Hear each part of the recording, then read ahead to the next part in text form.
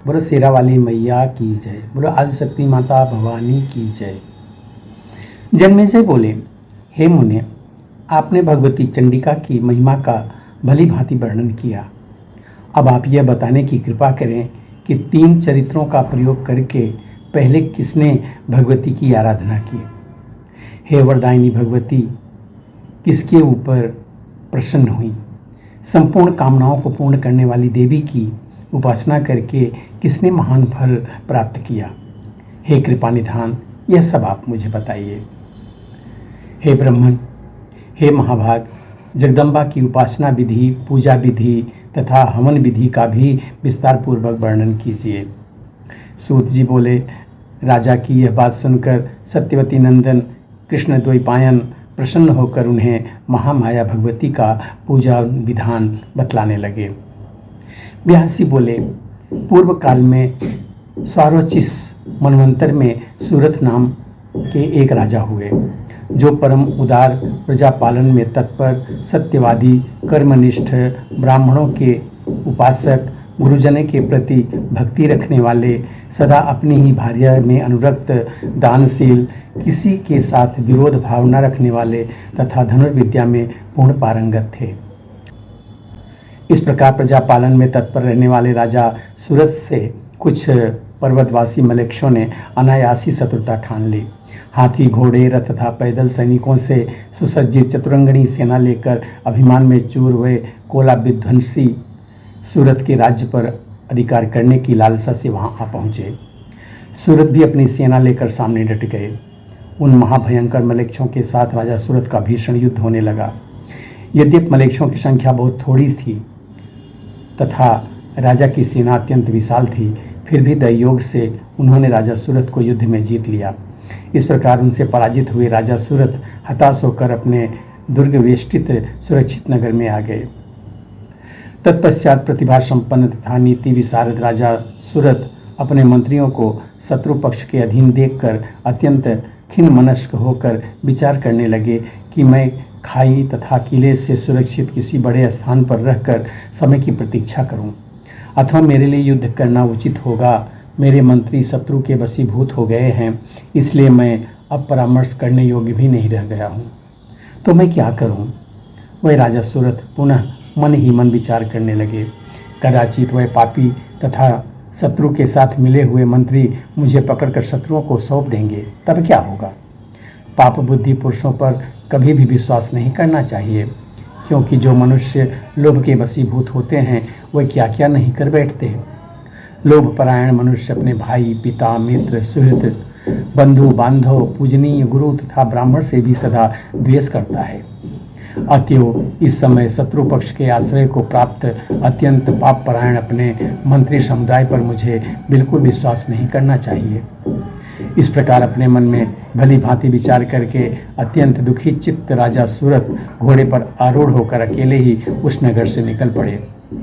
वह बिना किसी सहायक के साथ लिए ही नगर से बाहर निकलकर एक घने जंगल में चले गए। प्रतिभा संपन्न राजा सूरत सोचने लगे कि अब मुझे कहाँ चलना चाहिए। तपस्वी सुमेधा का चरित्र आश्रम यहाँ से मात्र 3 योजन की दूरी पर है। यह जानकर राजा सूरत वहाँ चले गए।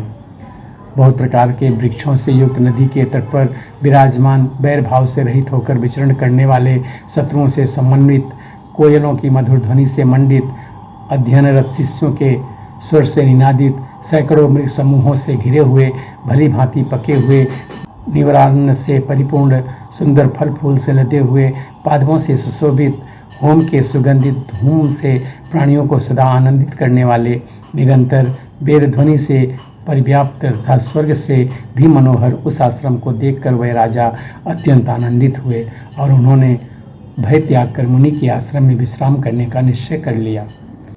तत्पश्चात अपने घोड़े को एक वृक्ष में बांधकर उन्होंने विनम्रतापूर्वक आश्रम में प्रवेश किया। वहाँ उन्होंने देखा कि मुनि एक साल वृक्ष की छाया में मृग चर्म के आसन पर बैठे हुए हैं। उनकी आकृति शांत है। तपस्या करने के कारण उनका शरीर क्षीण हो गया है। उनका स्वभाव अति कोमल है। वह शिष्यों को पढ़ा रहे हैं। वह वेद शास्त्रों के तत्वदर्शी विद्वान हैं। क्रोध, लोभ आदि विचारों से मुक्त हैं। सुख दुख आदि द्वंद्वों से परे हैं। ईर्ष्या रहित हैं। आत्मज्ञान के चिंतन में संलग्न है, सत्यवादी तथा जितेंद्रीय हैं। उन्हें देखकर अश्रुपूरित नयनों वाला राजा सूरत प्रेम पूर्वक उनके आगे दंड की भांति भूतल पर गिर पड़े। तब मुनि ने उनसे कहा, उठिए उठिए, आपका कल्याण हो। तत्पश्चात गुरु के आदेश पाकर एक शिष्य ने उन्हें आसन प्रदान किया। तब वे उठकर मुनि से आज्ञा लेकर उस आसन पर बैठ गए। इसके बाद सुमेधा ऋषि ने आर्घ्य पाद्य आदि से उनका विधिवत सत्कार किया।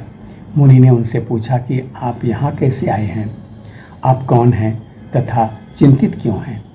यहाँ आने का जो भी कारण हो उसे आप यथारुचि बताएं। आपके आगमन का प्रयोजन क्या है? आप अपने मन के विचारों को अवश्य बताइए। आपका कोई असाध्य मनोरथ होगा तो उसे भी मैं पूर्ण करूँगा।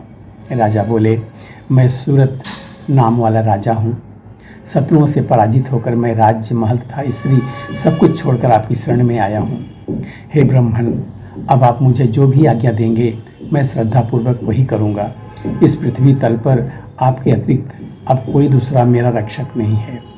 हे मुनिराज, हे शरणागत वत्सल, शत्रुओं से मुझे महान भय उपस्थित है, अतएव मैं आपके पास आया हूँ। अब आप मेरी रक्षा कीजिए। ऋषि बोले, हे राजेंद्र, आप निर्भीक होकर यहाँ रहिए। यह निश्चित है कि मेरी तपस्या के प्रभाव से आपके पराक्रमी शत्रु यहाँ नहीं आ सकेंगे। हे नृपश्रेष्ठ, यहाँ पर आपको हिंसा नहीं करनी चाहिए और वनवासियों की भांति पवित्र निवार तथा फल मूल आदि के द्वारा जीवन निर्वाह करना चाहिए। व्यास जी बोले, तब मुनि की यह बात सुनकर राजा सूरत निर्भय हो गए। अब वे फल मूल का आहार करते हुए उस आश्रम में ही रहने लगे। किसी समय उस आश्रम में एक वृक्ष की छाया में बैठे हुए चिंताकुल राजा सूरत का चित्त घर की ओर चला गया और वे सोचने लगे, निरंतर पापकर्म में लगे रहने वाले मलेच्छ शत्रुओं ने मेरा राज्य छीन लिया है। उन दुराचारी तथा निर्लज्ज मलेच्छों के द्वारा मेरी प्रजा बहुत सताई जाती होगी। मेरे हाथी तथा घोड़े आहार न पाने तथा प्रताड़ित किए जाने के कारण अत्यंत दुर्बल हो गए होंगे, इसमें तो कोई संदेह नहीं है।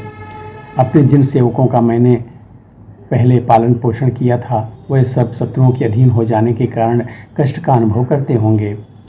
उन अति दुराचारी तथा अपव्यय करने के स्वभाव वाले शत्रुओं ने मेरा धन द्यूत, मदिरालय एवं वेश्यालयों में निश्चित रूप से खर्च कर दिया होगा। हे पाप बुद्धि मेरा समस्त राजकोष व्यसनों में नष्ट कर डालेंगे। सत्पात्रों को दान देने की योग्यता भी उन मलेच्छों में नहीं है और मेरे मंत्री भी अधीनता में रहने के कारण उन्हीं के जैसे हो गए होंगे। महाराज सूरत वृक्ष के नीचे बैठकर इसी चिंता में पड़े हुए थे। उसी समय एक विषादग्रस्त वैश्य वहां आ पहुंचा। राजा ने उस वैश्य को सामने देख लिया। उन्होंने उस अपने समीप में बैठा लिया और पुनः उससे पूछा कि आप कौन हैं तथा इस वन में कहाँ से आए हैं? आप कौन हैं? आप उदास क्यों हैं? चिंताग्रस्त रहने के कारण आप तो पीले वर्ण के हो गए हैं। हे महाभाग, 7 पग एक साथ चलने पर ही मैत्री समझ ली जाती है, अतः आप मुझे सब कुछ सच सच बता दीजिए। व्यास जी बोले, राजा का वचन सुनकर वह वैश्य श्रेष्ठ उनके पास बैठ गया और इसे सज्जन समागम समझकर शांतचित्त होकर उनसे कहने लगा। वैश्य बोला, हे मित्र, मैं वैश्य जाति में उत्पन्न हूँ और समाधि नाम से प्रसिद्ध हूँ। मैं धनवान, धर्म कार्यों में निपुण, सत्यवादी और ईर्ष्या से रहित हूँ। फिर भी धन के लोभी और कुटिल स्त्री पुरुषों ने मुझे घर से निकाल दिया। उन्होंने मुझे कृपण कहकर कठिनाई से टूटने वाला माया बंधन भी तोड़ दिया। अतः अपने कुटुंबियों से परित्यक्त होकर मैं अभी अभी इस वन में आया हूँ। हे प्रिय, आप कौन हैं? मुझे बताएं। आप भाग्यवान प्रतीत होते हैं। राजा बोले, मैं सूरत नाम का राजा हूँ। मैं दस्युओं से पीड़ित हूँ। मंत्रियों के द्वारा ठगे जाने के कारण राज्यविहीन होकर मैं यहाँ आया हूँ। हे वैश्य श्रेष्ठ, भाग्यवश आप मुझे यहाँ मित्र के रूप में मिल गए हैं। अब हम दोनों सुंदर वृक्षों से युक्त इस वन में विहार करेंगे। हे महाबुद्धिमान वैश्य श्रेष्ठ, चिंता छोड़िए और प्रसन्नचित्त होइए। अब आप मेरे साथ यहीं परीक्षानुसार सुखपूर्वक रहिए। वैश्य बोला, मेरा परिवार आश्रय रहित है। मेरे बिना परिवार के लोग अत्यंत दुखी होंगे। मेरे बारे में चिंता करते हुए वे लोग रोग तथा शोक से व्याकुल हो जाएंगे। हे राजन, मेरी पत्नी तथा पुत्र शारीरिक सुख पा रहे होंगे अथवा नहीं।